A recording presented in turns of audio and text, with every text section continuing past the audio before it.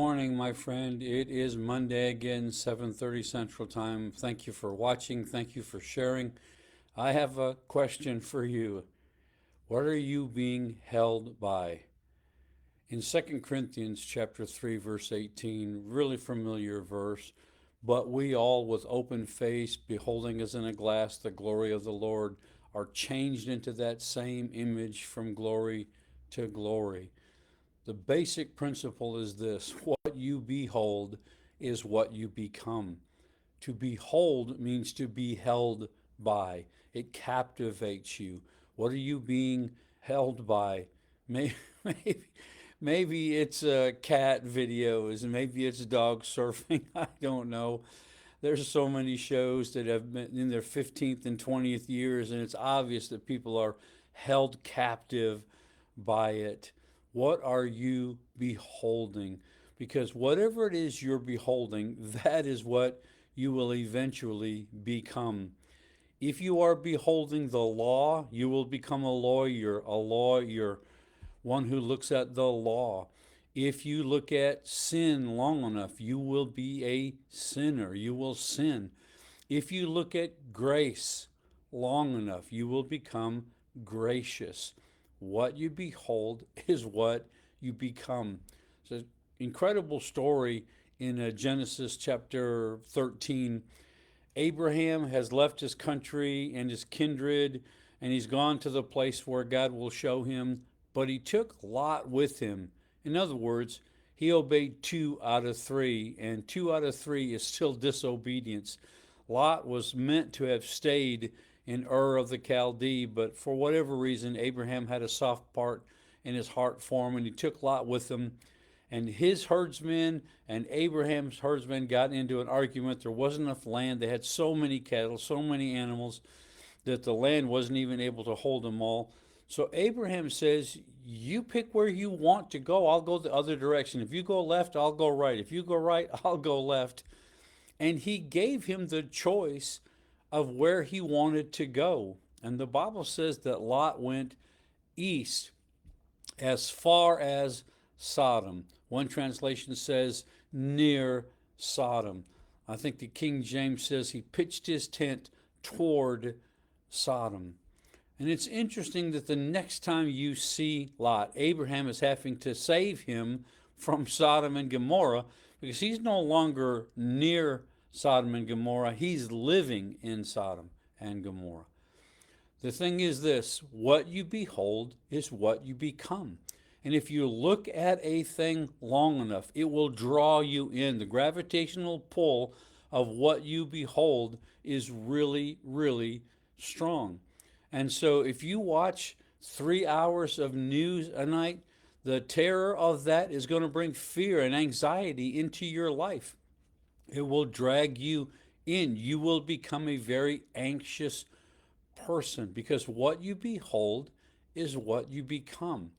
And we all have things that we have to pay attention to that try to draw us away from looking unto Jesus, the author and finisher of our faith. We need to look to Jesus in these trying times. And the enemy knows if we fix our eyes like a flint towards Jesus, if we look at the Lord, the answer, instead of the problem, we will not be anxious. We will be faith-filled. We will be filled with hope. We will trust that the Lord is able to get us through that. And so the enemy knows what we behold is what we become. And he's continually trying to get your eyes on something else, to get your eyes on the things that aren't right, to get your eyes on the things that irritate you, to get your eyes on things that bother you. Can I say to you as married couples, you have to be really, really careful what you're beholding with your spouse, because the enemy is so good at us looking through a little bitty tube, and all we can see is what they do wrong. All we can see is the things we don't like, and before you know it, that's all that our focus is on. And the next thing you know, we're aggravated, upset. We wish we hadn't married them, and the enemy's winning, just chipping away at our marriage relationship because of what we're beholding. Now, it may be an issue that he doesn't pick up his dirty clothes, but he doesn't drink, He doesn't smoke. He doesn't run around with the guys on the weekends. He's faithful to stay home. Yeah, if you're not careful, all you can see is the dirty sock. You can't see the fact that he's working hard. He's faithfully comes home. He plays with the kids. If we're not careful, we'll behold the wrong thing, because what we behold is what we become, and the enemy knows it. What is captivating you today? What is holding you captive? What can't you take your eyes off of so that you can look at the Lord? Think about it for just a second. We're saying, I hear it all the time, I just don't have time to pray. I just don't have time to seek the Lord. I don't have time to worship. I don't have time to study. I don't have time. I don't have time. So what is your time filled with? Because the truth of the matter is, you are filling your time with something.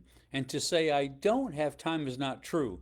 We all have the same 24 hours in any given day. It's just what we do with those 24 hours. You know, if you're watching 6 hours of TV, don't tell me you don't have time to pray. You have plenty of time to pray. You're just beholding what's on the TV instead of beholding the Lord and His Word and worshiping God and beholding peace and rest and joy and all these things that the Lord has for you and I to help us endure and be overcomers in this world. So I ask again, what are you beholding? Because what you are beholding, you are being changed into from one step to the next, from glory to glory if it's a godly thing, and negative to negative if it's of the world and carnal. What you behold is what you become. So I encourage you today to pay attention to, where's your focus? Is your focus on joy? Is your focus on peace? Is your focus on the good things that your family has, your spouse, your kids? Or are you tunnel visioned and all you can see is the negative things and you're becoming a negative person? I love y'all so much. Thank you for watching. Let me say hi to a few folks before I leave. Gary, love you, my friend. Enjoyed having lunch with you the other day. David, Carol, thank you for being so faithful, Carol. Jack, Jim, Jimmy, you guys are so awesome. Love you so much. Look forward to seeing you next week. Give me a thumbs up, share with somebody, and together we will change thousands of lives.